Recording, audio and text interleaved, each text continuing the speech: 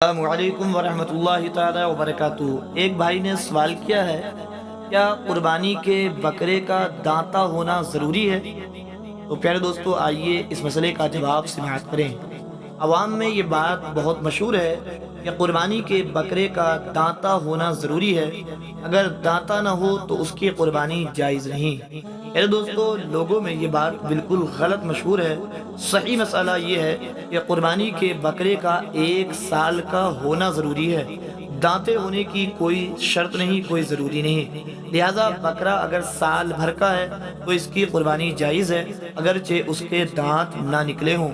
فقیہ ملت مفتی جلال الدین احمد امجدی علیہ الرحمہ تحریر فرماتے ہیں، قربانی کے بکرے کی عمر سال بھر ہونا ضروری ہے، دانت کا نکلنا ضروری نہیں۔ لہذا بکرا اگر واقعی سال بھر کا ہے تو اس کی قربانی جائز ہے، اگرچہ اس کے دانت نہ نکلے ہوں۔